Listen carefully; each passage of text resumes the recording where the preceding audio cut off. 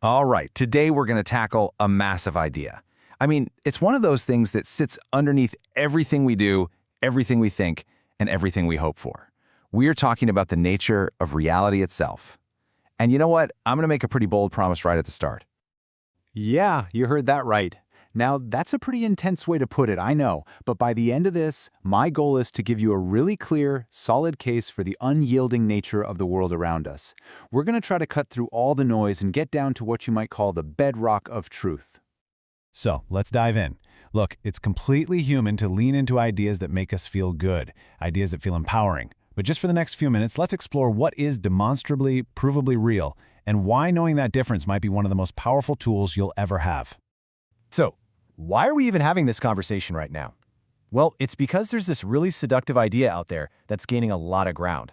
It sounds amazing on the surface, but when you actually try to live by it, it can have some pretty tough consequences. And you can totally see the appeal, can't you? The idea that you are the master creator of your entire universe, that you can just think your way into a new life. I mean, that's the ultimate fantasy of control. But this way of thinking can be a kind of trap, and it can come with a very, very real cost. So, what are we talking about here? What are these costs? Well, for starters, people can waste years, sometimes even decades, just kind of waiting for their vision boards to magically come true without taking any real-world action. They might start brushing off very real problems, debt piling up, a scary health diagnosis, a relationship falling apart, as just illusions they can vibe their way out of. And this can mess with your head, too. When you believe your feelings literally create reality, then being wrong about something feels like a fundamental failure of your entire being. You end up building your whole identity on this really fragile idea that how you feel inside is the ultimate measure of what's true outside. So what's the alternative? It's often called realism. And here's the key difference. Idealism definitely feels empowering, but the argument for realism is that it is empowering. Where idealism sees reality as your own private movie, realism sees it as an objective shared world that we all live in. Where idealism says, my feelings are the truth, realism looks at the scoreboard and says, the results are the truth. And this is the big one. Idealism can lead you to just wait for the world to change to fit your desires. Realism tells you to get up and change things in the world. It's the operating system for people who get things done. Okay, let's get into our first big proof. And it's a super simple test, a little thought experiment you can do right now wherever you are. This might just be the most powerful challenge to the idea that reality is all in your head. I'm serious. Go on, just close your eyes for a second. What do you hear? What do you feel? The chair you're in, the air in the room. The world just keeps on going, doesn't it? So what does this ridiculously simple act tell us about reality? If you take this strictest form of idealism seriously, then if reality is only what you perceive, the moment you stop perceiving it, well, it should just vanish. Poof, the entire universe should just blink out of existence because your consciousness isn't there to hold it together. Your phone, your desk, the sun, all of it, gone. Okay, open your eyes. Everything is exactly where you left it, right? This simple little test is something we all do every single night when we fall asleep. And yet, the world is still here when we wake up. The realist perspective is pretty straightforward. Things are still there, even when no one is looking at them. And that just perfectly nails the core idea. The universe isn't your personal dreamscape. It's a shared space with shared rules. It's like that old question about a tree falling in the forest. It absolutely makes a sound, whether anyone is there to hear it or not, because sound is just physical pressure waves moving through the air. It's a physical event in a physical world. So, if our own experience tells us there's a persistent, external world, where else can we look for evidence? Well, let's turn to humanity's absolute best tool for understanding the universe, science. You can think of science as the ultimate referee, and its rulebook is written in the language of objective reality. I mean, just think about it for a second. The GPS on your phone. It works because we can predict the behavior of satellites with insane precision, using Einstein's theories of relativity, and guess what? Those laws don't care if you're having a good day or a bad day. An airplane flies because the laws of aerodynamics are consistent. They're not negotiable. Antibiotics work because of predictable chemical reactions. Our entire modern world is built on the fact that reality plays by a consistent, unbreakable set of rules. Let's look at a really stark example. If our beliefs were the main thing that healed us, the placebo effect would be way more powerful than it actually is. But when you have a broken bone, positive thinking alone is not going to set it. A cast, on the other hand, works. Why? Because it respects the physical reality of how bones heal. This isn't about dismissing the powerful link between our minds and bodies. It's about seeing which methods actually get the job done. One respects physics, the other doesn't. The results speak for themselves.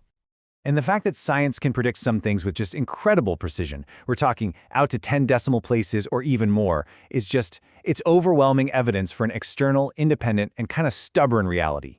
It's not a suggestion box, it's a set of laws we can discover and use. Reality is the ultimate referee, and it keeps score whether we like the outcome or not. Okay, so we've looked at personal experience, and we've looked at the hard data from science. Let's dig into our third and maybe most profound piece of evidence, one that's literally written into your DNA. Evolution. This is where philosophy gets tested by the brutal facts of survival. It's a bit of a humbling thought, but it's so important. Your brain is not some kind of cosmic truth machine. It's a survival machine, fine-tuned by billions of years of trial and error. And what's one of the absolute most critical things for survival? Getting an accurate picture of the world around you. Let's make this super simple. We'll call it the tiger test. Imagine two of our early ancestors. The first one sees a saber-toothed tiger and thinks to himself, that is just a mental projection, an illusion created by my consciousness. Well, that ancestor's philosophical journey comes to a very sudden, very messy end.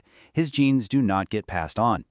Now, the second ancestor sees that same tiger and thinks, whoa, that is a real predator with real teeth that will really kill me. She runs, she survives, and she becomes your great-great-great, you get the picture. So here's the bottom line. You are here today because you come from an unbroken line of realists. Now, are your senses perfect? No, of course not. But they are remarkably good at tracking what's actually out there. The danger, the food, the cliffs you shouldn't walk off. Evolution is the ultimate realist, and it doesn't grade on a curve. The organisms that see reality for what it is consistently outsurvive the ones that see illusions. Okay, so at this point, you might be thinking of a few counterarguments. I can almost hear it now. But what about quantum physics? What about the law of attraction? Those are great points, so let's actually tackle two of the most popular ones and see how they look through this realist lens. First, the big one, the quantum observer effect. You hear this all the time, that our consciousness changes reality at the quantum level. But what modern physics actually suggests is that it's the act of measurement that changes things, not consciousness itself. A Geiger counter, a single photon, even a stray particle bumping into something. Any physical interaction can count as a measurement. A human mind isn't a required ingredient. The universe was doing its thing for about 13.8 billion years before our consciousness showed up to the party. And the second point, manifestation. The law of attraction. From a realist point of view, you absolutely can and should shape your own future, but it happens through focused action, by building real skills, and by putting in consistent effort inside a real world that has real rules and limitations. When the law of attraction seems to work, it's not necessarily cosmic magic. It might just be your brain's reticular activating system. It's like a filter that starts noticing opportunities that were there all along, which then pushes you to take real-world action to get them. And that really brings us to the ultimate point here.